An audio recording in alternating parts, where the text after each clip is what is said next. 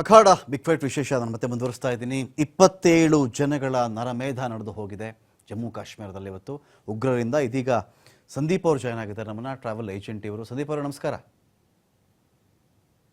ನಮಸ್ಕಾರ ಸಂದೀಪ್ ಅವರೇ, ನಾವು ಹಾಗೆ ನೋಡ್ತಾ ಇದ್ವಿ ಇತ್ತೀಚೆಗೆ ಜಮ್ಮು ಕಾಶ್ಮೀರದ ಪ್ರವಾಸೋದ್ಯಮ ತುಂಬಾ ದೊಡ್ಡ ಮಟ್ಟದಲ್ಲಿ ಬೆಳೀತಾ ಇತ್ತು. ಅನೇಕರು ಹೋಗ್ತಾ ಇದ್ರು. ನಮ್ಮ ಏರಿಯಾಗಳಲ್ಲಿ ನಾವು ಚೆಕ್ ಮಾಡ್ಕೊಂಡ್ಬಿಟ್ರೆ ಯಾರಾದರೂ ಬೇಸಿಗೆ ರಜೆ ಬಂದರೆ ಸಾಕು ನಮ್ಮ ಜಮ್ಮು ಕಾಶ್ಮೀರ ಕರ್ಕೊಂಡು ಹೋಗಿ ಅಂತ ಮಕ್ಕಳೇ ಬಲವಂತ ಮಾಡಕ್ ಶುರು ಮಾಡಿದ್ರು. ಈಗ ಟ್ರಾವೆಲಿಂಗ್ ಅಥವಾ ಬುಕಿಂಗ್ ಹೇಗೆ ನಡೀತಾ ಇತ್ತು? ಈಗ ಆಗಿರ್ತಕ್ಕಂಥ ಘಟನೆ, ಅದರ ಇಂಪ್ಯಾಕ್ಟ್ ಜೊತೆಗೆ ಏನಾದರೂ ವಾಪಸ್ ಬರಬೇಕು ಅಂತ ಏನಾದರೂ ಧಾವಂತ ಇದ್ದೆ ಜನಗಳದ್ದು, ಹೆದರಿದ್ದಾರ, ಏನ್ ಕತೆ ಅಂತ ಸಂದೀಪ್ ಅವರೇ?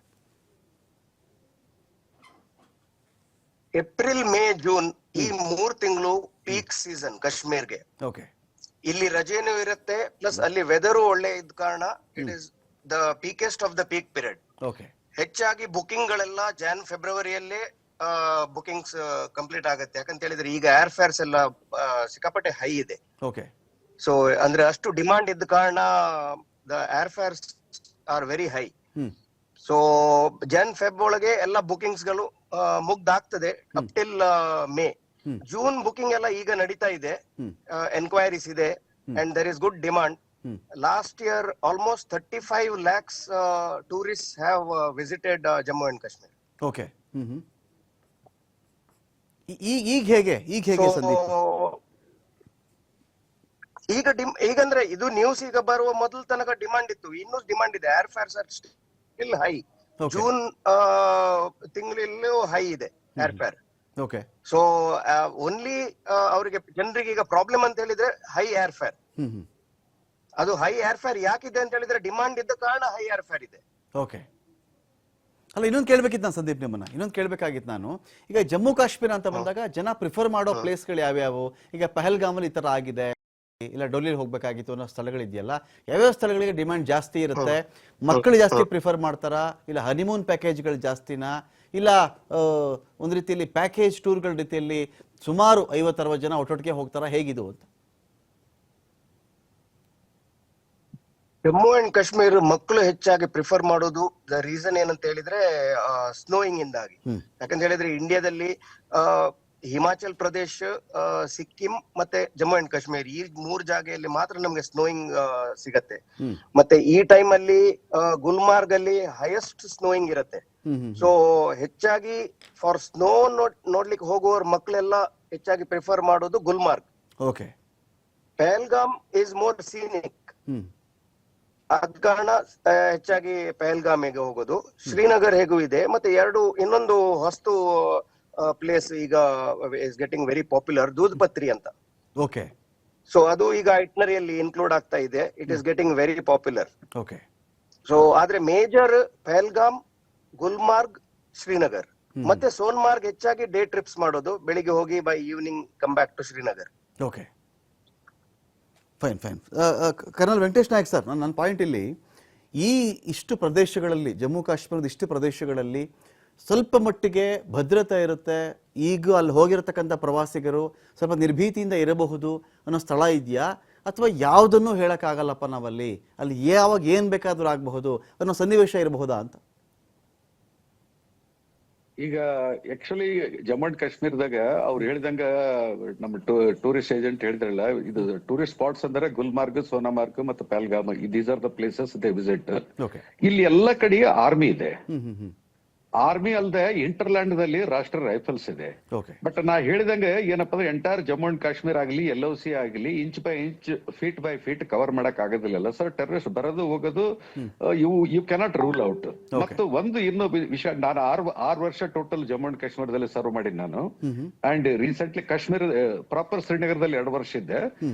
ನಾನ್ ಹೇಳ್ಬೇಕಂತಂದ್ರ ಎಷ್ಟು ಟೆರರ್ ಆಕ್ಟಿವಿಟೀಸ್ ಇದುವರೆಗೆ ಆದವು ಮತ್ತೆ ಈ ಟೆರರ್ ಆಕ್ಟಿವಿಟೀಸ್ಗೆ ಒಂದು ಬೇಸಿಕ್ ಡಿಫರೆನ್ಸ್ ಇದೆ. ಏನಂತಂದ್ರೆ ಟೆರರಿಸ್ಟ್ ಅಷ್ಟು ಕ್ಲೋಸ್ ಹೆಂಗ್ ಬಂದ್ರು, ನೀವು ಹಿಂದೂ ಮುಸ್ಲಿಂ, ನೀವು ಏನಂತ ನಿಮ್ಮ ಹೆಸರೇನು, ಇವನ್ನ ಐಡೆಂಟಿಫೈ ಮಾಡ್ಕೊಂಡು, ಇದು ಏನಪ್ಪಾ ಅಂದ್ರೆ ಸ್ವಲ್ಪ ನನಗೆ ಡೌಟ್, ಇದು ಯಾಕೆ ಈ ತರ ಇದು ಏನಪ್ಪಾ ಅಂದ್ರೆ, ಯಾಕೆ ಯಾವಾಗಲೇ ಟೆರರಿಸ್ಟ್ ಏನಪ್ಪಾ ಅಂದ್ರೆ ಒಂದು gun can fire up to 500 meters 400 meters, why they have come so close, what is the necessity? ಯಾಕಂದ್ರೆ ಅಷ್ಟು ಕ್ಲೋಸ್ ಬಂದ್ರೆ they can even be captured. They do not want to get captured. But ಈ ಸೀನ್ದಲ್ಲಿ ಅಂದ್ರೆ ಅವ್ರು ಬಂದು they are at very blank range ಅವ್ನಿಗೆ close blank Venkatesh sir ಅವನಿಗೆ ಧರ್ಮದ ಕ್ಲಾರಿಟಿ ಬೇಕಿತ್ತಲ್ಲ ಸರ್. ದೂರದಿಂದ ಯಾರನ್ನ ಬೇಕಾದ್ರೂ ಕೊಲ್ಲಬಹುದು, ಹತ್ತಿರಕ್ಕೆ ಬಂದ್ರೆ ಧರ್ಮದ ಕ್ಲಾರಿಟಿ ಸಿಗುತ್ತಲ್ಲ ಅವನಿಗೆ ಅಂತ. No no no no no no ಇದು ಏನಂತಂದ್ರೆ ಧರ್ಮ ಈಗ ಟೆರರಿಸ್ಟ್ ಅವ್ರ ಟೆರರಿಸ್ಟ್ ಗೆ ರಿಲಿಜನ್ ಇರೋದಲ್ಲ, ಅವ್ನು ಯಾರಿಗೆ ಹೊಡಿತಾನ ಎಂಬುದು ರಿಲಿಜನ್ ಇರೋದಲ್ಲ. ಬಟ್ ಇದು ನನಗೆ ಸ್ವಲ್ಪ ಸಸ್ಪಿಷಿಯಸ್ ಇದೆ, ಈ ತರ ಯಾಕಾಯ್ತು, ಧರ್ಮ ಕೇಳ್ಕೊಂಡು ಹೊಡಿತಿದಾರಲ್ಲ ಅಂತಕೊಂಡು ಸ್ವಲ್ಪ ನನಗೆ ಇನ್ನು ಡೌಟ್ ಇದೆ. ಮೇ ಬಿ ಇದೇನಪ್ಪ ಅಂದ್ರೆ ಸ್ವಲ್ಪ ಇನ್ವೆಸ್ಟಿಗೇಷನ್ ಆದ ನಂತರ ಇದು ಕ್ಲಾರಿಟಿ ಬರ್ತದೆ. ಆ ಟೆರರಿಸ್ಟ್ ಎಲ್ಲಿದ್ರು, ಯಾವ ಆರ್ಗನೈಸೇಷನ್, ಎಷ್ಟು ದಿವಸದಿಂದ ಅಲ್ಲಿದ್ರು, ಅದೆಲ್ಲ ಸ್ವಲ್ಪ ಕ್ಲಾರಿಟಿ ಬರುತ್ತದೆ. ಬಟ್ ಅಷ್ಟು ಕ್ಲೋಸ್ ಟೆರರಿಸ್ಟ್ ಜನರಲಿ ಬರೋದಿಲ್ಲ, ಯಾಕಂತಂದ್ರೆ they also have the fear of getting ಕಾಟ್.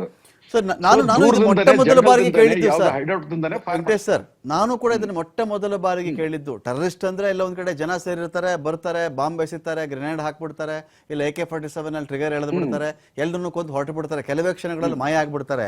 ಇಲ್ಲಿ ಬಂದು ಯಾವ ಧರ್ಮದವನು, ಏನ್ ನಿನ್ನ ಹೆಸರು, ಯಾವ ಊರಿಂದ ಬಂದಿದ್ಯಾ, ಇದೆಲ್ಲ ಕೇಳಿದ್ಮೇಲೆ ತಲೆ ಗುಂಡು ಹಾಕಿ ಸಾಯಿಸಿದ್ರು ಅಂತ. ಇನ್ನೊಂದು ಕೇಳಿದ್ದೇನು ಗೊತ್ತಾ ಸರ್, ಈಗ ಇನ್ನೊಂದು ಆಶ್ಚರ್ಯ ಮತ್ತು ಆಘಾತ, ಇಂಡಿಯನ್ ಆರ್ಮಿ ಯೂನಿಫಾರ್ಮ್ ಅಲ್ಲೇ ಟೆರರಿಸ್ಟ್ ಗಳಿದ್ರು ಅಂತ. ದಟ್ ಇಸ್ ಕಾಮನ್, ಯಾಕಂದ್ರೆ ಟೆರರಿಸ್ಟ್ ಇದು ಫಸ್ಟ್ ಟೈಮ್ ಅಲ್ಲ, ಇದಕ್ಕೇನು ಮೊದಲು ಅವ್ರು ಆ ಟೈಪ್ ಯೂನಿಫಾರ್ಮ್ ಹಾಕೊಂಡ್ ಬರ್ತಾರೆ. ಯಾಕಂದ್ರೆ ಅವ್ರಿಗೆ ಅಷ್ಟು ಆರ್ಮಿ ಜೊತೆಗೆ ಮರ್ಜ್ ಆಗಲಿ, ಆರ್ಮಿ ಅಂತ ಮತ್ಲಬ್ ಮಿಸ್ಲೀಡ್ ಮಾಡೋದಕ್ಕ ಒಂದು ಈ ತರ ಯೂನಿಫಾರ್ಮ್ ಹಾಕೊಂಡು ಬರೋದು ಮೊದಲು ಇದೆ. ಇದು ಫಸ್ಟ್ ಟೈಮ್ ಏನಲ್ಲ. They want to hide themselves in the disguise of army. So army uniform ಹಾಕೊಂಡು ಇದು ಮೊದಲ ಟೈಮ್ ಅಲ್ಲ. They generally wear army uniform only and to avoid detection. Okay okay, ನಾನೀಗ ಸಂದೀಪ್ ಅವ್ರು ಕೇಳ್ತೀನಿ. ಸಂದೀಪ್ ಅವರೇ, ಈಗೇನಾದ್ರೂ ವಾಪಸ್ ಬರಬೇಕು ಅಂತ ಹೇಳಿ ಧಾವಂತ ಇರೋದು, ತುಂಬಾ ಎನ್ಕ್ವೈರಿಗಳಾಗ್ತಿರೋದು, ಯಾರಾದ್ರೂ ಅಕಸ್ಮಾತ್ ನಿಮ್ ಕಡೆನೋ ನಿಮ್ ಫ್ರೆಂಡ್ ಕಡೆಯಿಂದಾನೋ ಟ್ರಾವೆಲ್ ಏಜೆಂಟ್ಗಳ ಮೂಲಕ ಯಾರಾದ್ರೂ ಹೋಗಿದ್ರೆ ಜನ ಪ್ಯಾನಿಕ್ ಆಗಿರೋದು, ಕಾಲ್ಸ್ ಬರ್ತಿರೋದು, ಇದು ನಡೀತಾ ಇದೆಯಾ ಅಂತ? C it is very common ಇಂಥ ಸಿಚುವೇಶನ್ ಅಲ್ಲಿ. ಅಲ್ಲಿ ಇದ್ದವ್ರು ಇಲ್ಲಿ ಫ್ಯಾಮಿಲಿಯವರು ಇಲ್ಲಿ ಪ್ಯಾನಿಕ್ ಆಗ್ತಾರೆ, ಅಲ್ಲಿ ಟ್ರಾವೆಲ್ ಮಾಡುವವರು ಪ್ಯಾನಿಕ್ ಆಗ್ತಾರೆ. ಓಕೆ, ಸೊ ಅದೊಂದು ನ್ಯಾಚುರಲ್. ಬಟ್ ಒಂದೇ ಅಂತ ಹೇಳಿದ್ರೆ ಎಲ್ರು ಇಫ್ ಶೆಡ್ಯೂಲ್ ಚೇಂಜ್ ಮಾಡಿ ಪುನಃ ಅವರದ್ದು ಟ್ರಾವೆಲ್ ಶೆಡ್ಯೂಲ್ ಚೇಂಜ್ ಮಾಡಿ ಬರೋದು ಅಷ್ಟು ಸುಲಭ ಇಲ್ಲ. ಯಾಕಂತ ಹೇಳಿದ್ರೆ ಎಲ್ರಿಗೂ ಅಲ್ಲಿಂದ ಹೊರಗೆ ಬರ್ಬೇಕಂತ ಹೇಳಿದ್ರೆ ಫ್ಲೈಟ್ಸ್ ಇರ್ಬೇಕಲ್ಲ, ಟ್ರೈನ್ಸ್ ಇರ್ಬೇಕಲ್ಲ. ಸೊ ಯಾಕಂದ್ರೆ C majority of the travellers ಹೆಚ್ಚಾಗಿ ಸೌತ್ ಇಂದ ಹೋಗೋದು. ಯಾಕಂತ ಹೇಳಿದ್ರೆ ನಮ್ಗೆ ವಿಂಟರ್ ಇಲ್ಲಿ ಸೌತ್ ಅಲ್ಲಿ ಸ್ವಲ್ಪ ಕಮ್ಮಿ ಅಲ್ಲ, ಸೊ ಈ ಐಸ್ ಸ್ನೋ ಎಲ್ಲ. ಸೊ ಹೆಚ್ಚಾಗಿ ಸೌತ್ ನವರೇ ಜಾಸ್ತಿ ಪೀಕ್ ಸೀಸನ್ ಅಲ್ಲಿ ಟ್ರಾವೆಲ್ ಮಾಡುವವರು. ಓಕೆ, ಈಗ ಇನ್ನೊಂದು ಪ್ರಶ್ನೆ ಬರುತ್ತೆ ಆಗತ್ತೆ ಸಂದೀಪ್. ಇನ್ನೊಂದು ಕ್ವಶನ್ ಇದೆ ನಂದು, ಏನಂತ ಹೇಳಿದ್ರೆ ಈಗ ಈ ಕಡೆ ಶಿವಮೊಗ್ಗದಿಂದ ಮಂಜುನಾಥ ರಾವ್ ಅವರ ಫ್ಯಾಮಿಲಿ ಕಡೆಯಿಂದ ನಮಗೆ ಕೇಳಿ ಬಂದ ಮೊಟ್ಟ ಮೊದಲ ಕೂಗು ಏನು ಅಂದ್ರೆ, ಬಾಡಿನ ಅಲ್ಲಿಂದ ಇಲ್ಲಿಗೆ ತಗೊಂಡು ಬರ್ಲಿಕ್ಕೆ ನಮಗೆ ಸಹಾಯ ಮಾಡಿ ಅಂತ. ಅಫ್ಕೋರ್ಸ್ ಸರ್ಕಾರ ಎಂಟ್ರಿ ಆಗಿರುತ್ತೆ, ಕೇಂದ್ರ ಸರ್ಕಾರ ಕೂಡ ಎಂಟ್ರಿ ಆಗಿರುತ್ತೆ, ಅದು ಬರುತ್ತೆ ಒಂದು ಭಾಗ. ಯೂಶುವಲ್ ಆಗಿ ಈ ಥರ ದೂರದ ರಾಜ್ಯಗಳಲ್ಲಿ ಪ್ರವಾಸೋದ್ಯಮಕ್ಕೆ ಅಂತ ಹೋದಂಥವ್ರು, ಪ್ರವಾಸಕ್ಕೆ ಅಂತ ಹೋದಂಥವ್ರು ಯಾರನ್ನ ತೀರ್ಕೊಂಡ್ರೆ ಒಂದು ಟ್ರಾವೆಲ್ ಏಜೆನ್ಸಿಗಳ ಕಡೆಯಿಂದ ಮಾಡಬಹುದಾದ ವ್ಯವಸ್ಥೆಗಳೇನು ಅಂತ?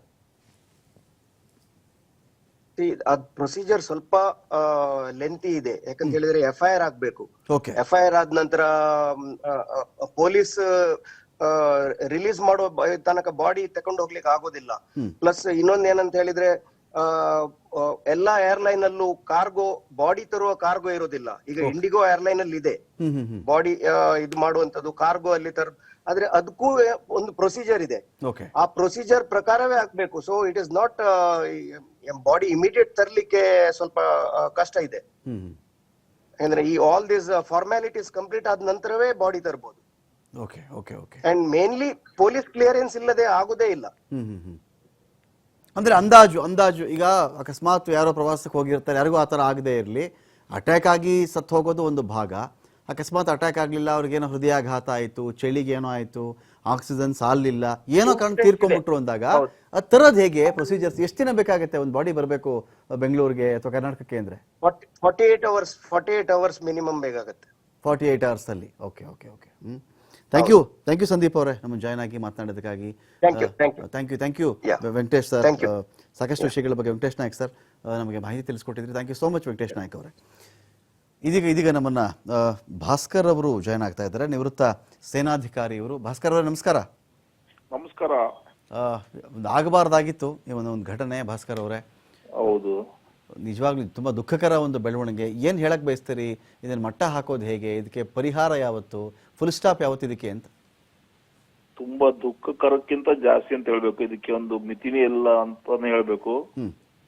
ಈಗ ಏನಾಗಿದೆ ಅಂದ್ರೆ ಇದು ಲೂಸ್ ಸಿಚುವೇಶನ್ ಅಂತಂದ್ರೆ ಅಲ್ಲಿ ತೀರ್ಕೊಂಡವರು, ಅಲ್ಲಿ ಬಲಿಯಾದವರು ಕಳ್ಕೊಂಡ್ರು, ಅಲ್ಲಿನ ಕಾಶ್ಮೀರದ ಪರಿಸ್ಥಿತಿನೂ ಕಳ್ಕೊಂಡ್ತು. ಅಂದ್ರೆ ಅಲ್ಲಿನ ಜನಗಳು ಆದಷ್ಟು ಸ್ವಲ್ಪ ಶಾಂತಿ ಬರ್ತಾ ಇದೆ ಅನ್ನೋ ಅಷ್ಟರಲ್ಲಿ ಇದೊಂದು ಒಂದು ನೆಗೆಟಿವ್ ಇದಾಗ ಹೋಯ್ತು. ಕರೆಕ್ಟ್. ಅದರಲ್ಲಿ ಮೋಸ್ಟ್ಲಿ ಹೊರಗಡೆಯಿಂದ ಎಫೆಕ್ಟ್ ಜಾಸ್ತಿ ಇರ್ಬೋದು ಅಂತ ಅನ್ಸುತ್ತೆ. ಇದೆಲ್ಲ ಅಷ್ಟು ಕಡೆ ಸಾಕಷ್ಟು ನಮ್ಮ ದೇಶದ ರಕ್ಷಣಾ ಪಡೆ ಎಲ್ಲಾ ಕಡೆ ನಾವು ಇವನ್ JNK ಪೊಲೀಸು ಕೂಡ ಸಾಕಷ್ಟು ಎಫರ್ಟ್ಸ್ ಆಗ್ತಾ ಇದ್ದಾರೆ. ಬಟ್ ಈ ಟೆರರಿಸಂ ಅಲ್ಲಿ ದೇ ಆಲ್ವೇಸ್ ಲುಕ್ ಫಾರ್ ಅಂದ್ರೆ ತುಂಬಾ ನಂಬಲಾರ್ದಂತ ಅಥವಾ ಊಹೆ ಮಾಡಲಾರ್ದಂತ ಜಾಗಕ್ಕೆ ಹೋಗ್ಬಿಟ್ಟು ಅಂದ್ರೆ ಪಾಪ ಎಲ್ಲ ಇವರು ದೇವರ ದರ್ಶನಕ್ಕೆ ಹೋಗ್ತಾ ಇದ್ದಾರೆ ಅಂದಾಗ ಅಥವಾ ಪ್ರಯಾಣ ಮಾಡ್ತಾ ಇದ್ದಾರೆ ಅಂದಾಗ ಇನ್ನೋಸೆಂಟ್ಸ್ ಅವ್ರ ಹತ್ರ ಆರ್ಮ್ಸ್ ಇಲ್ಲ, ಏನಿಲ್ಲ. ಇದನ್ನ ತಡೆಗಟ್ಟಬೇಕು ಅಂದ್ರೆ ದೇಶ ಸಾಕಷ್ಟು ಮಾಡ್ತಾ ಇದೆ. ಬಟ್ ಎಷ್ಟು ಅಂತ ಎಲ್ಲೆಲ್ಲಿ ಅಂತ ಮಾಡಕ್ಕಾಗುತ್ತೆ? ಎಲ್ಲೋ ಒಂದ್ ಹತ್ರ ಲೂಪ್ ಹೋಲ್ ಹುಡುಕ್ತಾರೆ, ಇದನ್ನ ಅಟ್ಯಾಕ್ ಮಾಡಿದ್ ತುಂಬಾ ಖಂಡನೀಯ. ಇದಾಗಬಾರ್ದಾಯ್ತು. ಇದನ್ನ ಇಂಟರ್ನ್ಯಾಷನಲ್ ತಗೋಬೇಕಾಗುತ್ತೆ. ಬಟ್ ಅದಕ್ಕೆ ನಮಗೆ ಇನ್ನೂ ಪ್ರೂಫ್ ಸಿಗೋರು ಏನು ಮಾಡೋದಿಕ್ಕಾಗೋದಿಲ್ಲ. ಆ ಜನಗಳಿಗೆ ಕಾನ್ಫಿಡೆನ್ಸ್ ತುಂಬೋದು ಹೇಗೆ ಭಾಸ್ಕರ್ ಅವರೇ? ಕಾನ್ಫಿಡೆನ್ಸ್ ತುಂಬೋದು ಹೇಗೆ? ಸ್ಥಳೀಯರಿಗಾಗ್ಲಿ ಅಥವಾ ಪ್ರವಾಸಕ್ಕೆ ಬಂದಂತವ್ರಿಗಾಗ್ಲಿ ಅಂತ? ಈಗ ಸಾಕಷ್ಟು ಕಾನ್ಫಿಡೆನ್ಸ್ ಬಂದಿರೋದಕ್ಕೆ ಸಾಕಷ್ಟು ಈಗ ನಡೀತಾ ಇದೆ. ಇದು ನೋಡಿ ತಡಿಲಾರ್ದೆ ಇವು ಅಂದ್ರೆ ಡೆಸ್ಪರೇಟ್ ಅಟ್ಯಾಕ್ ಅಂತ ಹೇಳ್ಬೋದು ಇದಕ್ಕೆ.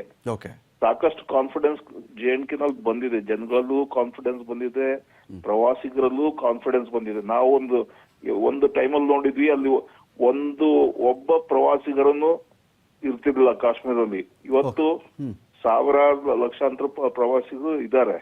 ಅಂದ್ರೆ ಕಾನ್ಫಿಡೆನ್ಸ್ ಬಂದಿದೆ. ಬಟ್ ಎಲ್ಲೋ ಒಂದು ಲೂಪ್ ಹೋಲ್ ಹುಡುಕ್ತಾರೆ ಶಾಕ್ ಕೊಡೋದಿಕ್ಕೆ.